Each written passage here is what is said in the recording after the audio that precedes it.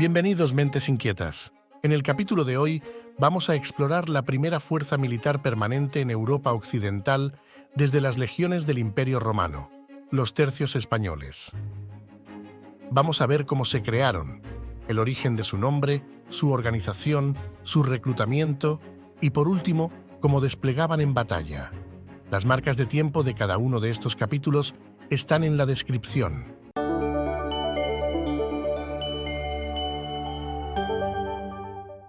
El laboratorio de las guerras italianas de inicios del siglo XVI enseñó a los españoles varias lecciones primordiales a la hora de movilizar sus fuerzas armadas. Los modelos tradicionales de movilización militar utilizados en la Reconquista no eran válidos para emprender acciones ofensivas en lugares distantes. Los métodos de guerra de la Reconquista eran limitados y solo podían mantener importantes contingentes de tropas por poco tiempo, unos pocos meses durante la campaña militar estival. Además, en la mayoría de los casos el mantenimiento de las tropas no era financiado por el rey, pero para combatir en Italia se necesitaban soldados profesionales, ya que no se podía exigir a las milicias o a las huestes señoriales su participación en la contienda, por lo que para cada campaña se debió contar con profesionales, primando la calidad frente a la cantidad. La continuación de los conflictos con Francia de la primera mitad del siglo enseñaron a los monarcas españoles que necesitaban de continuar con esa política, ante la necesidad de defender Italia de la ambición de los Valois franceses y del Imperio Otomano. Para ello consideraron vital mantener varios cuerpos profesionales repartidos por la Italia española, que si bien no eran excesivamente numerosos, por su preparación eran esenciales para vertebrar la defensa de esos territorios. Estas guarniciones españolas en Italia, conocidas con el nombre de presidios, eran una reserva de soldados bien entrenados y hasta la rebelión de los Países Bajos, la espina dorsal del ejército español. Unos soldados de élite que serían desplazados para actuar en todos los conflictos ante su profesionalidad y veteranía. Los tercios fueron oficialmente creados por Carlos I de España tras la reforma del ejército por un decreto dirigido al virrey de Nápoles del 23 de octubre de 1534 y la ordenanza de Génova del 15 de noviembre de 1536, donde se emplea por primera vez la palabra tercio como guarnición de las posesiones españolas en Italia y para operaciones expedicionarias en el Mediterráneo. Los tres primeros tercios, creados a partir de las tropas estacionadas en Italia, fueron el Tercio Viejo de Sicilia, el Tercio Viejo de Nápoles y el Tercio Viejo de Lombardía. Poco después se crearon el Tercio Viejo de Cerdeña y el Tercio de Galeras, que fue la primera unidad de infantería de marina permanente de la historia. Todos los tercios posteriores se conocerían como tercios nuevos. A diferencia del sistema de levas o mercenarios reclutados para una guerra en particular, típica de la Edad Media, los tercios se formaron con soldados profesionales y voluntarios que estaban en filas de forma permanente. La decisión española de mantener una infantería profesional con carácter autóctono contrasta, por ejemplo, con las políticas favorecidas por los monarcas franceses, quienes preferían mantener a sus súbditos alejados de la profesión de las armas, con excepción de la nobleza. Durante la primera mitad del siglo XVI, las tropas de a pie a disposición de los monarcas franceses serían en su mayoría mercenarios suizos o gascones reclutados para la ocasión. El origen del término tercio tiene tres teorías principales. La primera es que se comenzó a usar porque, en su origen, cada tercio representaba una tercera parte del ejército. En la ordenanza de 1536 aparecen mencionados, a modo de contabilidad, el tercio de Nápoles y Sicilia, el de Lombardía y el de Málaga. La infantería española del tercio de Nápoles y Sicilia, que reside en el dicho nuestro ejército, está pagada hasta en fin del mes de septiembre próximo de este presente año, y la del tercio de Lombardía hasta mediado del mes de octubre de este dicho año, y los del tercio de Málaga, que quedaron en Niza, y la compañía de Jaén, que sirve en el dicho nuestro ejército, hasta los 25 del dicho mes de octubre. Otra teoría es que el nombre venía dado a que en origen la infantería de ordenanza incluía 3 tipos de combatientes: lanceros o piqueros, rodeleros y ballesteros y espingarderos. El testimonio del cronista Jerónimo Zurita sobre la infantería de ordenanza de los Reyes Católicos, anterior a la formación de los tercios, describe al contingente español así: repartiéronse los peones, que así se llamaban en este tiempo y aún mucho después, en 3 partes. El un tercio con lanzas como los alemanes las traían, que llamaron picas, y el otro tenía el nombre antiguo de escudados, y el tercero de ballesteros y espingarderos que se usaban entonces. Por último, también se puede considerar que el nombre proviene de los 3000 hombres, divididos en 12 compañías que constituían su primitiva dotación. Esta última explicación la recoge el maestre de campo Sancho de Londoño en un tratado militar publicado en 1568. Los tercios, aunque fueron instituidos a imitación de las legiones, en pocas cosas se pueden comparar a ellas, que el número es la mitad. Y aunque antiguamente eran 3000 soldados, por lo cual se llamaban tercios y no legiones, ya se dice así aunque no tengan más de 1000 hombres. El tercio estaba mandado por un maestre de campo, asistido por un sargento mayor y sus ayudantes de campo, alférez mayor, furriel mayor, pífano y tambor mayor, capellán mayor, médico y cirujano.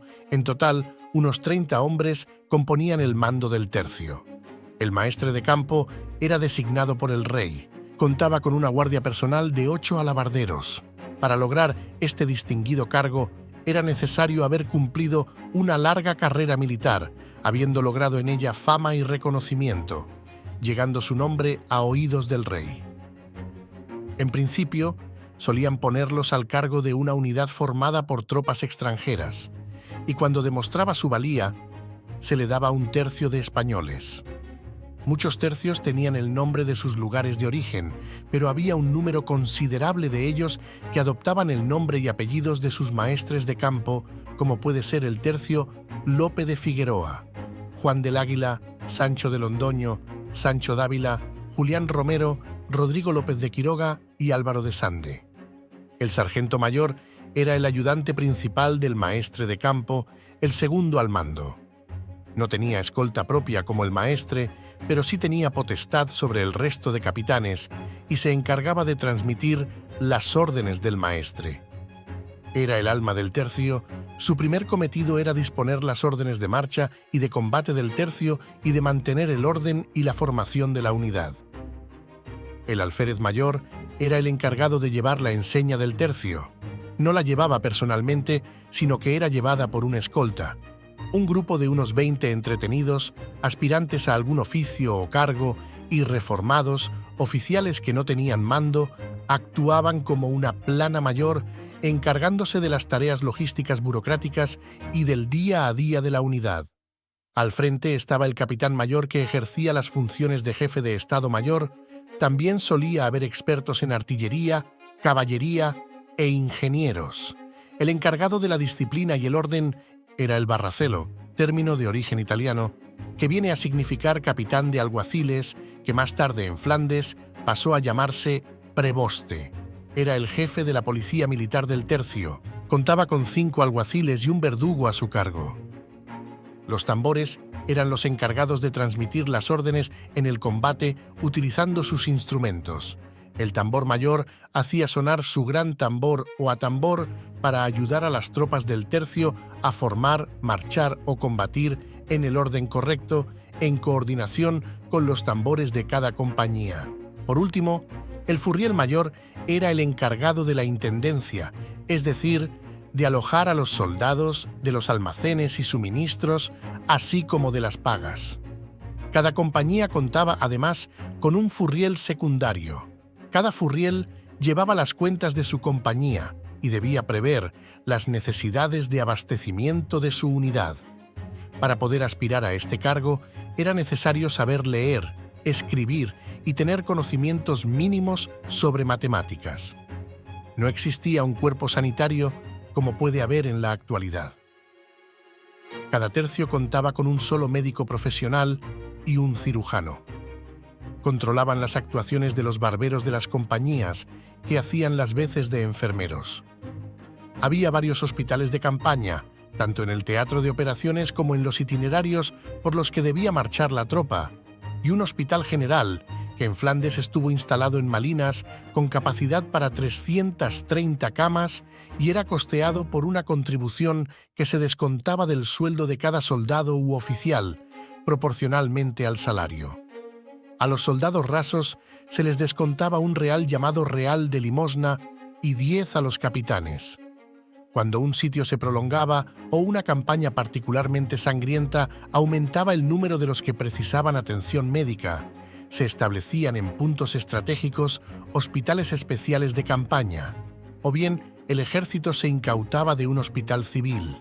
La estructura original, propia de los tercios de Italia, registrada en la Ordenanza de Génova de 1536. Dividía cada tercio en 10 capitanías o compañías, 8 de piqueros y 2 de arcabuceros, de 300 hombres cada una. Todas estas compañías tenían el mismo número de hombres y la misma plana mayor que estaba compuesta de 11 hombres, un capitán y su paje, un alférez, un sargento, un abanderado o insignia, 2 tambores y un flautista o gaitero, un capellán, un furriel y un barbero. Las compañías españolas estaban también divididas en escuadras de unos 25 hombres al mando de un cabo. Además había otra subdivisión no oficial, las llamadas camaradas, que tenían de 6 a 12 hombres. Estas camaradas no eran realmente una estructura de combate, sino un grupo de hombres que compartían la comida, el alojamiento y el día a día en campaña. Originalmente, una compañía de piqueros tenía la siguiente distribución. Las compañías de arcabuceros, por contra, se estructuraban así.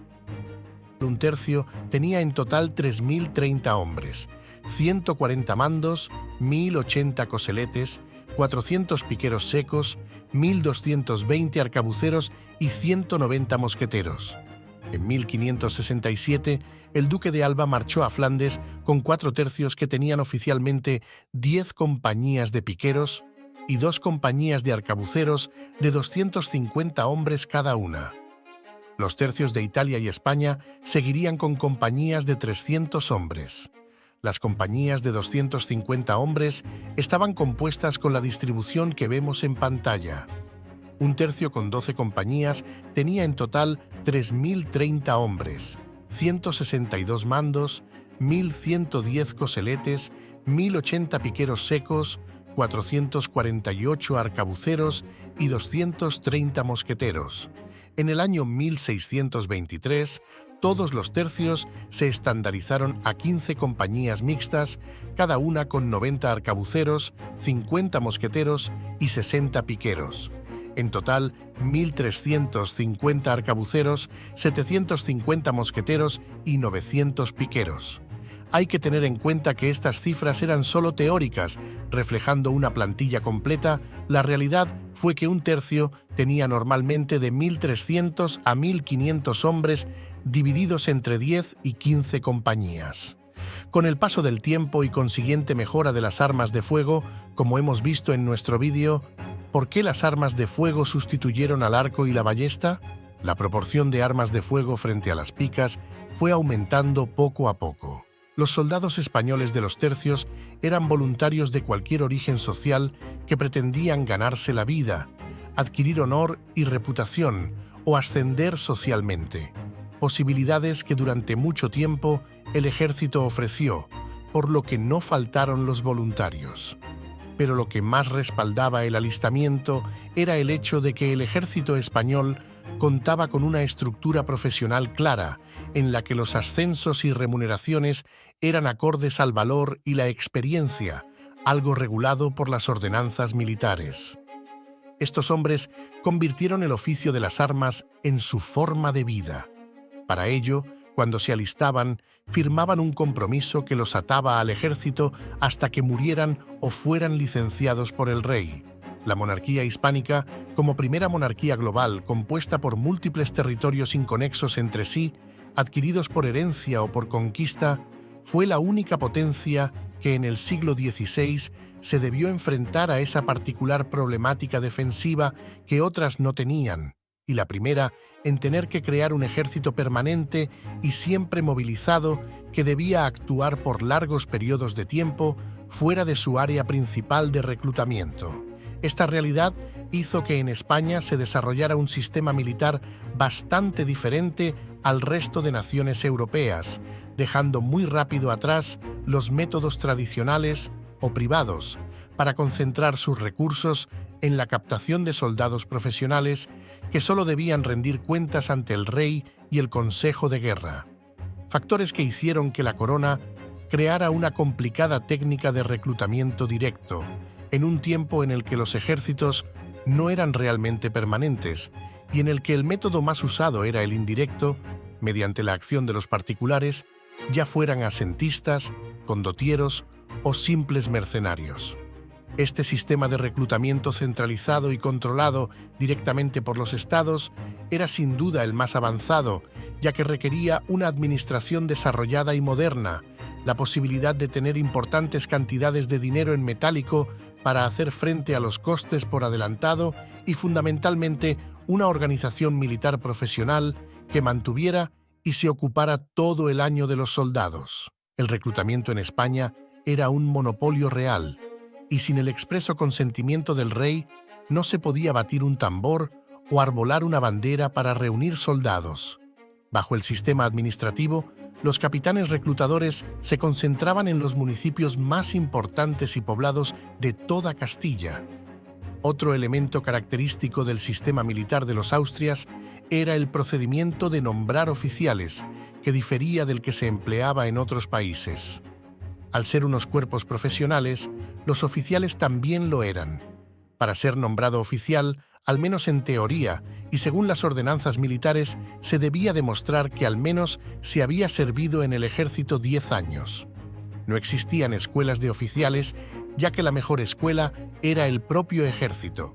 Al contrario que otros ejércitos donde era habitual que se eligieran a los nuevos oficiales entre la nobleza o los sujetos adinerados, se intentó que los ascensos en los tercios fueran por valía y veteranía, y no por sangre o dinero, lo que no evitó que se cometieran irregularidades. A pesar de estas, lo cierto es que los tercios no tenían una estructura estamental, como por ejemplo ocurría con el ejército francés, en el que muchos regimientos eran propiedad de sus coroneles, dándose el caso que muchos eran muchachos nobles que habían heredado la unidad de sus padres.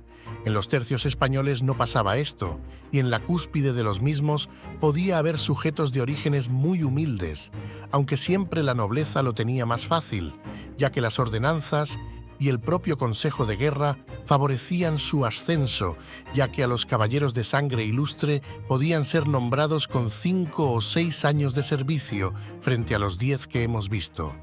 Las grandes formaciones de los tercios surgieron según la técnica bautizada por los españoles como el arte de escuadronar, y los tratados de la época están llenos de fórmulas y tablas para componer escuadrones de hasta 8.000 hombres. El tercio acostumbraba a formar como formación más típica el llamado escuadrón, que se componía de un núcleo central o cuadro de picas. A los flancos se situaban guarniciones, que eran 5 filas de arcabuceros para proteger los flancos de un posible ataque de caballería. Al frente se situaba una vanguardia de arcabuceros y en las esquinas mangas, cuadros de arcabuceros para atacar en cualquier dirección. En ellas era donde residía el potencial ofensivo de los tercios. Esta táctica era la más empleada en campo abierto. El cuadro de picas era una formación de planta rectangular, disponiéndose los piqueros por hileras y filas. El escuadrón debía resistir la embestida por sus 4 costados, por lo que los piqueros mejor armados, los coseletes o picas húmedas, y de entre estos, los que disponían de mejores armaduras, eran situados en las posiciones que ofrecían su cara al enemigo, mientras que las picas secas, sin armadura, ocupaban las posiciones interiores. Claro está, la cara principal del escuadrón era la de vanguardia, que ofrecía su frente al enemigo en el campo de batalla, y allí era donde se situaban los hombres mejor protegidos.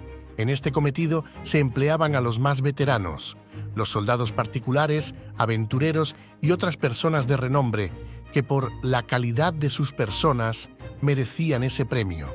Cada hombre debía ocupar un espacio de 3 pies de ancho y 7 de profundidad, de manera que pudiera manejar la pica con comodidad, al tiempo que la formación era lo suficientemente cerrada como para ofrecer la cohesión suficiente durante el combate, de manera que no hubiera hueco por el cual pudiera penetrar el enemigo para romper la formación. Los cuadros más comunes eran el cuadro de gente con una relación 1 a 1 entre su frente y fondo, el cuadro de doble de frente o cuadro doblete con una relación 2 a 1, el cuadro de terreno con una relación 7 a 3 y el cuadro de gran frente con una relación 3 a 1. A medida que con el paso del tiempo aumentó la calidad y cantidad de armas de fuego, las formaciones se fueron adelgazando a fin de colocar un mayor número de tiradores en primera línea. En las batallas, lo más habitual era que ambos bandos presentaran un frente extenso de 2 o más líneas, con la caballería situada en las alas, con frecuencia apoyada por partidas sueltas de tiradores, y la infantería formada en escuadrones en el centro, con la artillería entre estos.